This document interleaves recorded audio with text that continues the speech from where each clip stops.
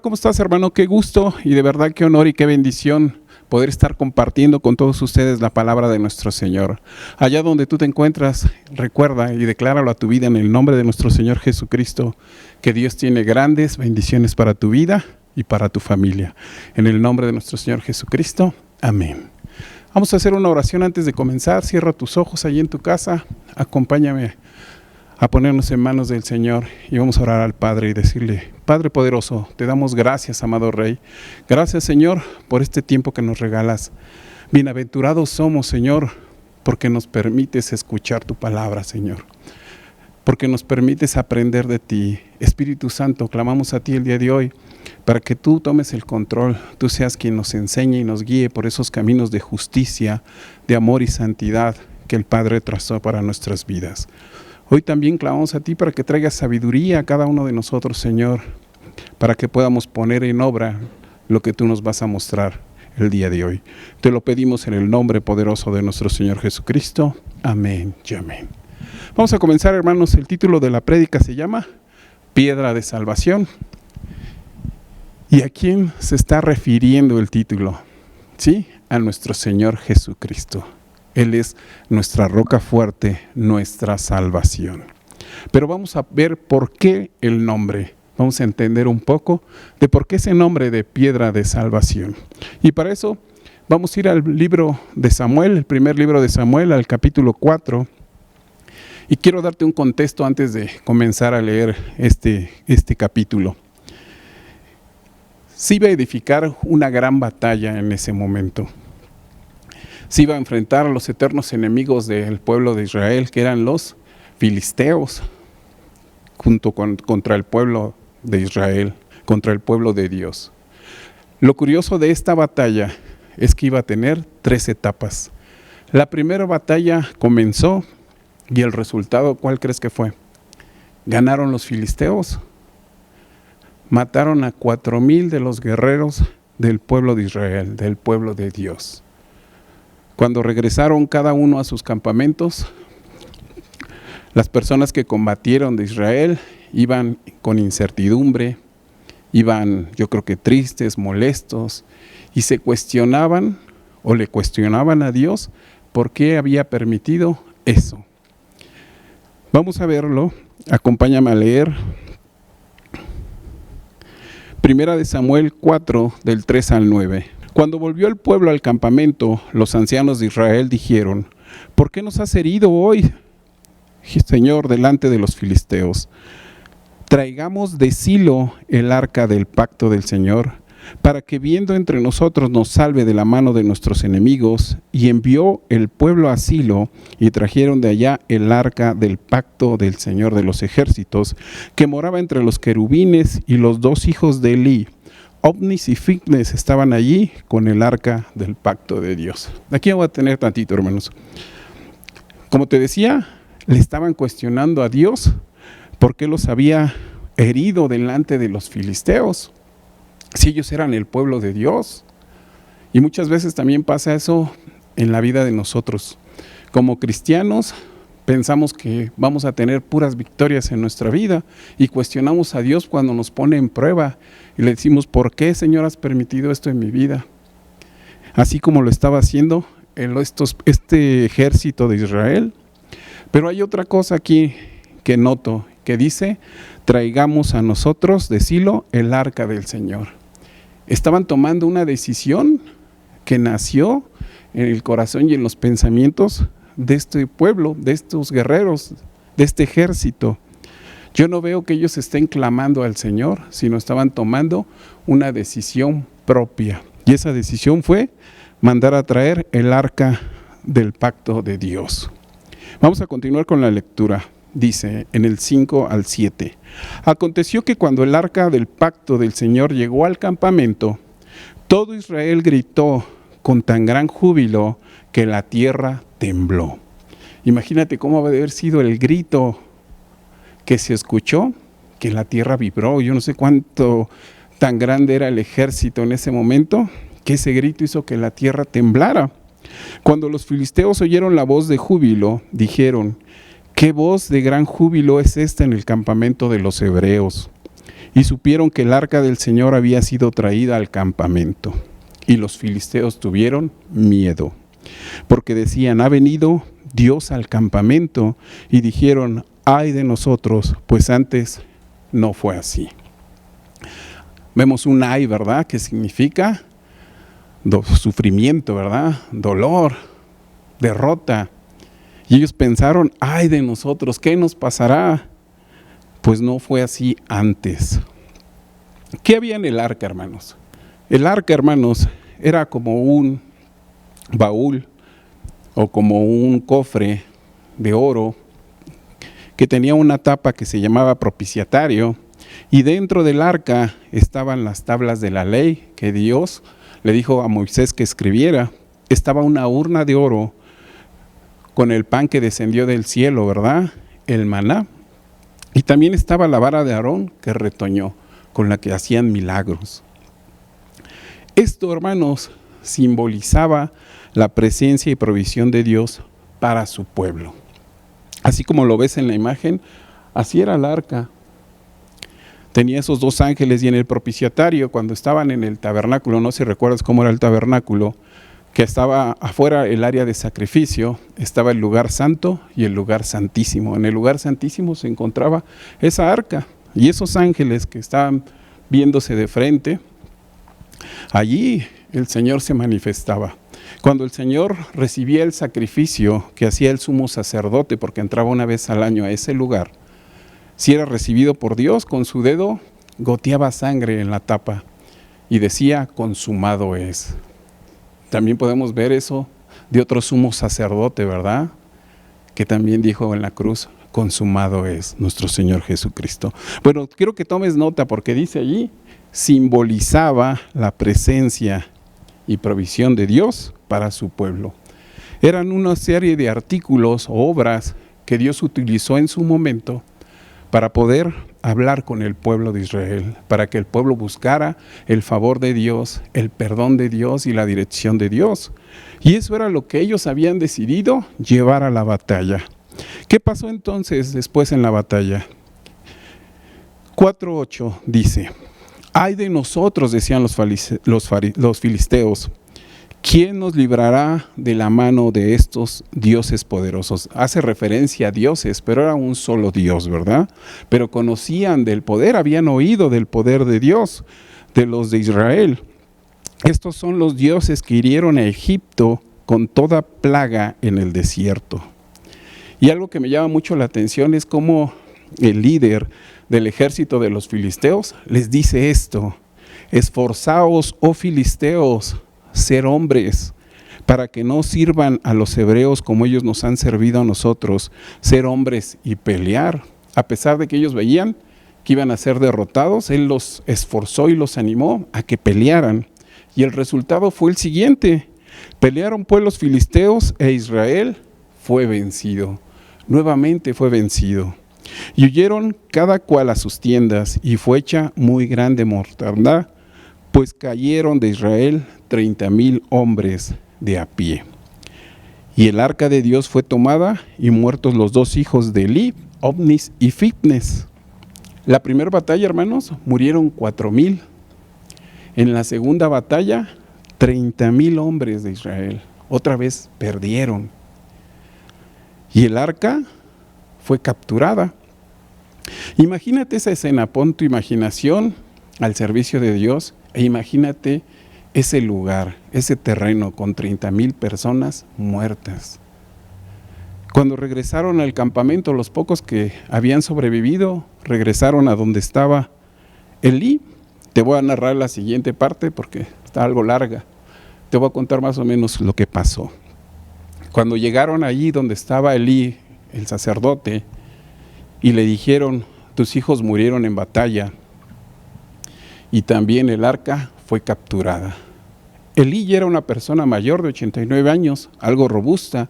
Cuando escuchó esto, se fue de espaldas y se desnucó y murió. Pero ahí no acabó todo. La esposa de Fitnes estaba embarazada. Al oír también esto, se le vino el niño, se le vino su hijo, y ese parto prematuro la desgarró, que le provocó la muerte. Pero vamos a ver lo que dice la palabra. Primera de Samuel 4, 21 al 22. Ella alcanzó a dar a luz y le puso por nombre, dice, y llamó al niño Icabod, diciendo, traspasada es la gloria de Dios, por haber sido tomada el arca de Dios y por la muerte de su suegro y de su marido. Dijo pues, traspasada es la gloria de Israel, porque ha sido tomada el arca de Dios. Esa palabra Icabod significa la gloria de Dios traspasada, o la gloria de Israel traspasada, en lo que ellos habían confiado, en lo que ellos habían puesto, digamos en ese momento, su esperanza de poder vencer al pueblo de Filisteo, vino a ser capturada y llevada, y ellos le llamaron, la gloria fue traspasada de Israel. Icabod también significa dolor o sufrimiento. Imagínate un niño con ese nombre, que cada que lo veían, me imagino que recordaban ese momento de la derrota, del sufrimiento y de que ya no estaba el arca de pacto con ellos. Yo creo que fueron momentos difíciles para el pueblo de Israel. ¿Por qué habrán perdido, hermanos? Yo creo que Israel pensaba en esos artículos religiosos que llevaron, porque fueron unos objetos que utilizaron para, según, vencer, pensando que Dios estaba con ellos.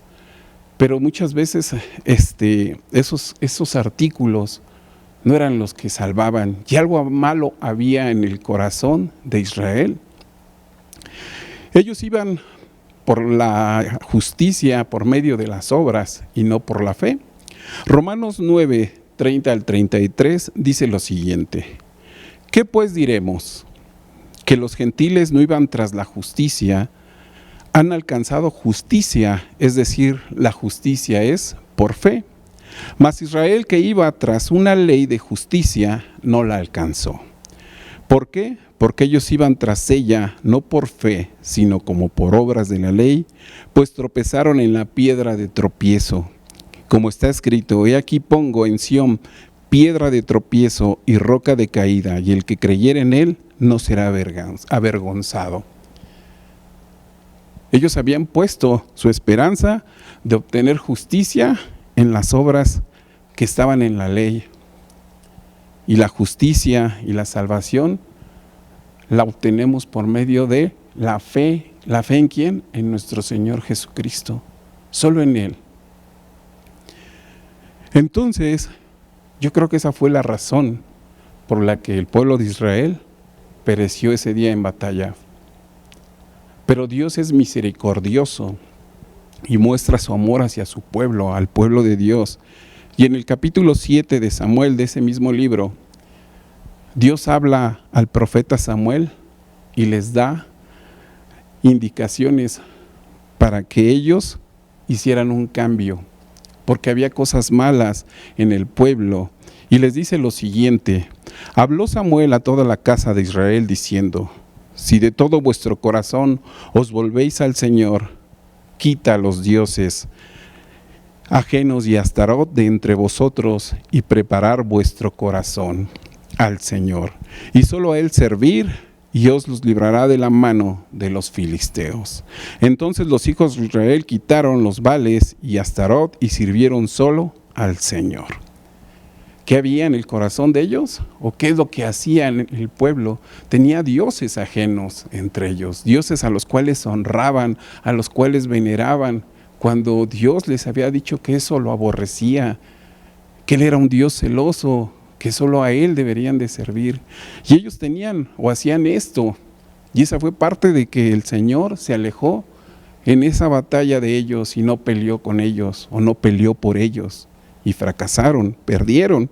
Pero aquí el Señor le está dando la oportunidad de que ellos recapaciten, de que ellos hagan un cambio en su corazón. Y nosotros muchas veces, a lo mejor, cumplimos por venir a un servicio en la iglesia como cristianos, pero tal vez hay algo malo en nuestro corazón. Hay algo malo en el cual no hemos puesto al Señor, nuestro Rey, como primero en nuestras vidas. Y muchas veces hay eso en nosotros y por eso no obtenemos victoria en nuestras vidas o no hay bendición en nuestras vidas, así como el pueblo de Israel. Y ellos hicieron y corrigieron eso, ¿verdad? Dice que entonces los hijos de Israel quitaron a los Baales y a Astarot y sirvieron al Señor. Y Samuel dijo: reunir a todo Israel en Mizpa, y yo oraré por vosotros al Señor.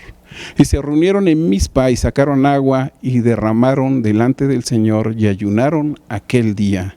Y dijeron allí: contra el Señor hemos pecado. Y juzgó Samuel a los hijos de Israel en Mizpa. Reconocieron cuál era su pecado o su falta delante de Dios. Y muchas veces debemos nosotros de reconocer nuestros errores delante de nuestro Señor. Pedir perdón por aquellas cosas que no son correctas en nuestra vida o que no van de acuerdo a la voluntad de Dios para cada uno de nosotros. Es necesario hacerlo en nuestras vidas. El pueblo de Israel en esta batalla, en esta situación, estaba clamando y estaba reconociendo el pecado que había en ellos. Cuando oyeron los filisteos que los hijos de Israel estaban reunidos en Mizpa, subieron los príncipes de los filisteos contra Israel, y al oír estos los hijos de Israel tuvieron temor de los filisteos. Se intercambió el temor, ¿verdad? Primeramente, cuando llegó el arca, los filisteos tenían el temor, y ahora el pueblo de Israel tenía temor porque venía el pueblo filisteo contra ellos, los guerreros. Entonces dijeron los hijos de Israel a Samuel: no ceses de clamar por nosotros al Señor nuestro Dios, para que nos guarde de la mano de los filisteos. ¿Qué hicieron? Clamaron al Señor primeramente. Hicieron lo correcto, ¿verdad? Estaban clamándole primero a Dios antes de que sucediera esto. La vez pasada hicieron lo que había en su corazón, la voluntad de ellos, y no buscaron la dirección de Dios ni el clamor de Dios para que les ayudara en la batalla.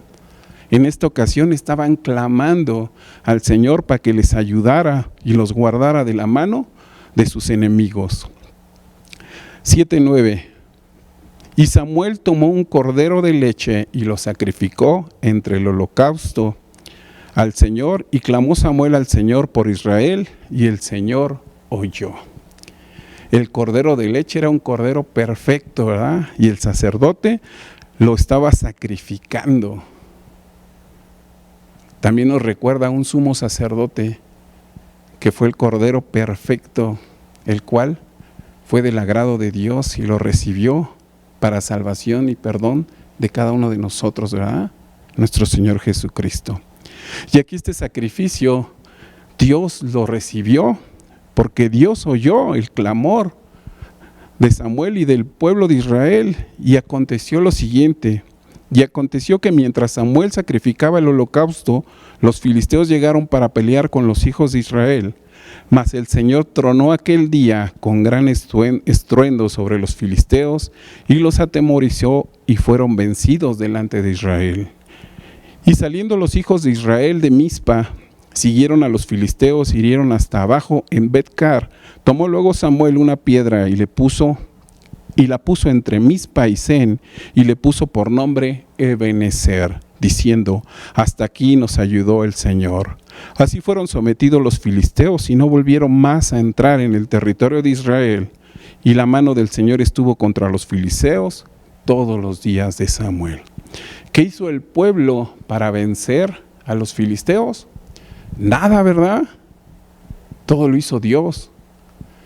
Yo no me imagino, o trato de imaginar cómo habrá sido ese estruendo que Dios envió contra el pueblo de los filisteos, que los venció. Aquí en la ciudad hemos visto tormentas eléctricas, y cuando se ve el reflejo del relámpago, truena demasiado fuerte. Imagínate cómo habrá sido ese momento que fueron vencidos los ejércitos de los filisteos. El pueblo de Israel, lo único que fue es terminar la obra. Persiguieron y dieron muerte a algunos filisteos y los sacaron de su territorio. Y es por eso que Samuel tomó una piedra y la puso en Mizpa y le puso por nombre Ebenezer, diciendo: hasta aquí nos ayudó Dios. Ebenezer, hermanos, yo pensaba que el correcto significado era ese: hasta aquí nos ayudó Dios, pero es algo que instituyó Samuel. Pero el verdadero significado de Ebenezer es el siguiente: Eben significa piedra y Jaezer significa ayuda o el socorro o la salvación. Entonces, el título de la prédica es Piedra de Salvación. Y ellos colocaron una piedra en Mizpa. Esa piedra significaba la piedra que salvó, o Dios salvó al pueblo de Israel en esa batalla, en esos momentos donde se veían amenazados. Ebenezer significa piedra de ayuda y Dios ayudó. Y por eso Samuel dice, hasta aquí nos ayudó el Señor. Mizpa, hermanos, significa atalaya o vigilancia. Esa palabra también se encuentra en el libro de Génesis. Y te voy a hacer un poco de contexto. Recordemos que Jacob fue a una tierra y donde encontró a Rebeca y a Lea, sus esposas, y trabajó para su suegro Labán. Y un día ya se había cansado de estar trabajando para el suegro y tomó a sus mujeres, tomó a sus hijos, tomó su ganado y su servidumbre y se fue. Cuando se enteró su suegro Labán, lo alcanzó. Y alcanzándolo, le dijo, ¿por qué te has llevado a mis hijas? Y le dijo, no son sus hijas, son mis mujeres. ¿Por qué te has llevado a mis nietos? No son sus nietos, son mis hijos. ¿Y por qué te has llevado a mi ganado? No es su ganado, es mi ganado. Yo me lo gané. Recuerda que usted me cambió muchas veces el salario o el sueldo. Y cada que usted lo hacía, el Señor bendecía la parte que a mí me correspondía. Y usted venía menos. Dios bendecía el ganado mío y el de usted venía menos. Labán entendió que ya era tiempo de dejar ir a su familia con su esposo y bendijo a sus hijas, a sus nietos y llegaron a un pacto, hicieron un pacto entre Jacob y Labán. Y el pacto fue el siguiente, Génesis 31, 44 al 49, dice la palabra. Ven pues ahora y hagamos pacto tú y yo, y sea por testimonio entre nosotros dos. Entonces Jacob tomó una piedra y la levantó por señal, y dijo Jacob a sus hermanos, recoger piedras, y tomaron piedras y hicieron un manojo, como que amontonaron. Y comieron allí sobre aquel manojo, y lo llamó Labán Jegar Saudata, y lo llamó Jacob Galad. Porque Labán dijo, este manojo es testigo entre nosotros dos, por eso fue llamado su nombre Galad. Y Mizpa, por cuanto dijo, atalaya el Señor entre tú y yo, cuando nos apartemos el uno para el otro. Hicieron un pacto de que uno se iba a ir para su tierra y el otro para la tierra de sus padres, ¿verdad? Y pusieron eso como testimonio para que el Señor vigile ese pacto que se había hecho en Mizpa. Esa es la palabra que vemos en el anterior, donde dice Mizpa, atalaya y vigilancia. Y si lo vemos nuevamente, dice en Samuel 7:12, y tomó Samuel una piedra y la puso entre Mizpa y Sen, y le puso por nombre Ebenezer. Mizpa, una piedra que iba a ser testigo y vigilancia de esa vez que el Señor ayudó, o el Señor venció y ayudó al pueblo de Israel. Hasta aquí nos ayudó el Señor. Nuestro Señor Jesucristo, hermanos, no fueron las obras, esos artículos religiosos que llevó Israel a la batalla. En nuestro caso no son muchas veces el venir al servicio o las obras que hacemos en nuestra vida lo que nos salva. Lo único que nos salva es lo que Jesucristo hizo en la cruz. Es lo que el Señor hizo al entregar su vida para perdón de nosotros, para redención de nosotros con el Padre y para salvación, y nos dio una esperanza. Solo Él es el que salva nuestras vidas, no es ninguna otra cosa. Las demás cosas, cuando las hacemos para agradecerle al Señor el favor que nos hace, para el favor y su misericordia y su gran amor que Él nos ha dado por ese sacrificio tan grande. Él es la piedra de salvación y no hay otra cosa que te salve. sino Jesucristo. Y Él es el primero que debe estar en nuestras vidas. Dice la palabra del Señor, Mateo 7:24 al 27. Cualquiera pues que me oye estas palabras y las hace, le compararé a un hombre prudente que edificó su casa sobre la roca.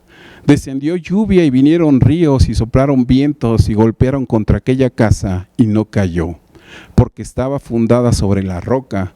Pero cualquiera que me oye estas palabras y no las hace, le compararé a un hombre insensato que edificó su casa sobre la arena. Y descendió lluvia y vinieron ríos y soplaron vientos y dieron con ímpetu contra aquella casa y cayó y fue grande su ruina.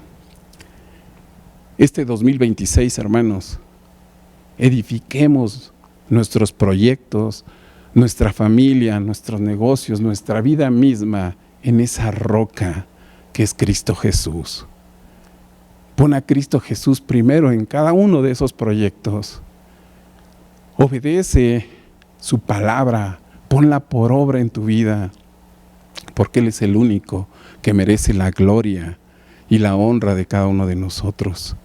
Que este 2026 sea un comienzo en tu vida donde edificas en esa roca que está, o esa roca fuerte que es nuestro Señor Jesucristo.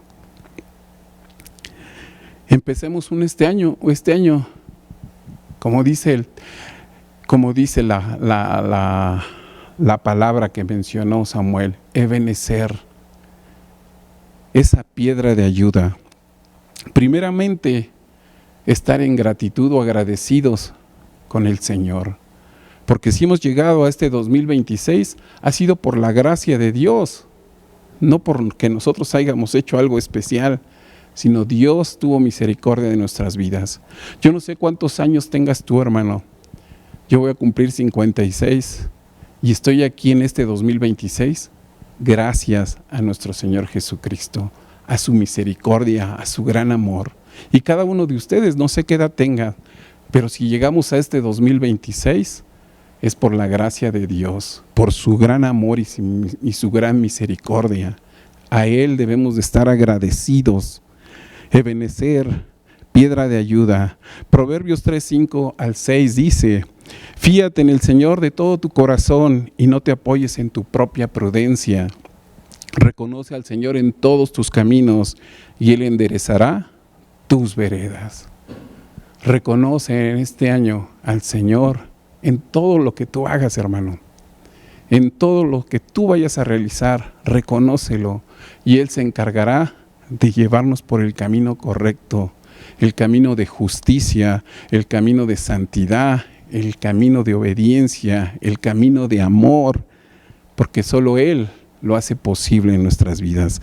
Gratitud al Señor. También podemos tener confianza en el Señor, porque si estamos el día de hoy es porque Él ha sido bueno.